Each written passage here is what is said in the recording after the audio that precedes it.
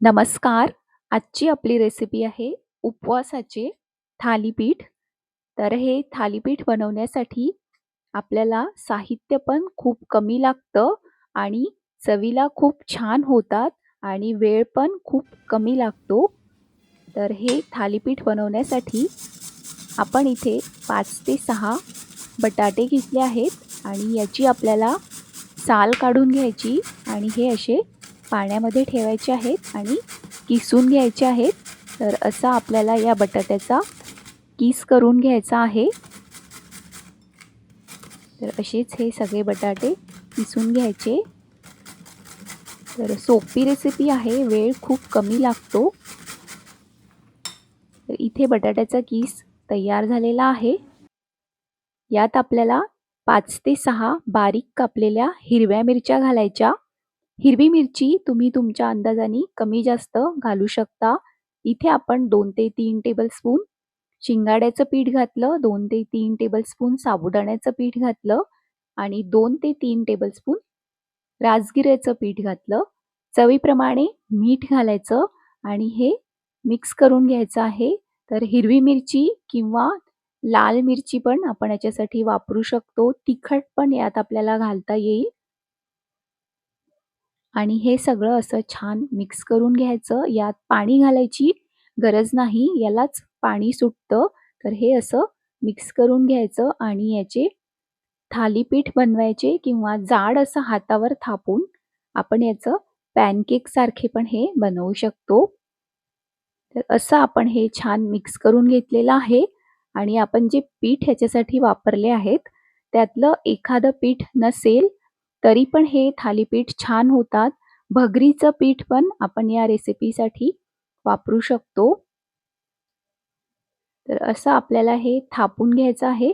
तर असं जाडं आपण हे थापून हे पण छान असं दोन्ही साइडनी भाजून घेऊ शकतो किंवा पॉलिथिनला असं तूप लावून घ्यायचं आणि याच्यावरती आपण जसे थालीपीठ बनवतो तसे आपल्याला हे थापून घ्यायचे आहेत.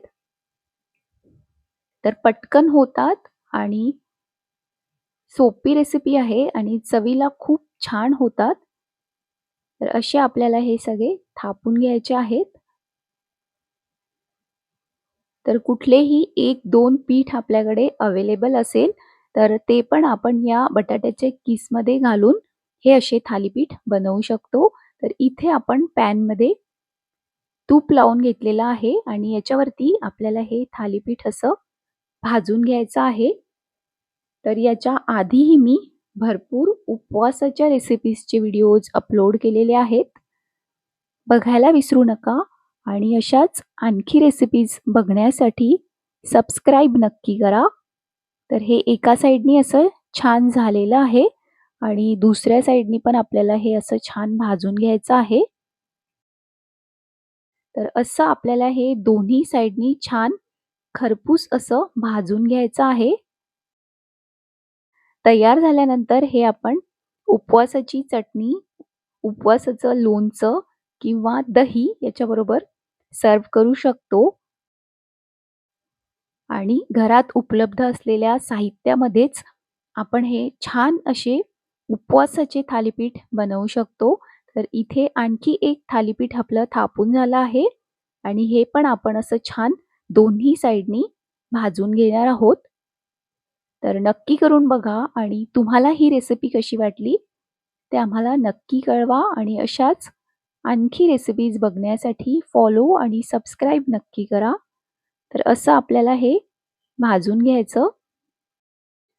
तर अशाच सोप्या आणि झटपट रेसिपीज बघण्यासाठी सबस्क्राईब करायला विसरू नका. तर हे पण आपल्याला असं छान दोन्ही साइडनी भाजून घ्यायचं आहे. मीडियम ते लो फ्लेमवर आपण हे थालीपीठ भाजून घेणार आहोत. तर इथे आपले हे उपवासाचे सोपे आणि झटपट असे थालीपीठ तयार झालेले आहेत. तुम्हाला ही रेसिपी कशी वाटली ते आम्हाला कमेंट बॉक्समध्ये कमेंट करून नक्की कळवा. तर इथे हे थालीपीठ तयार आहेत.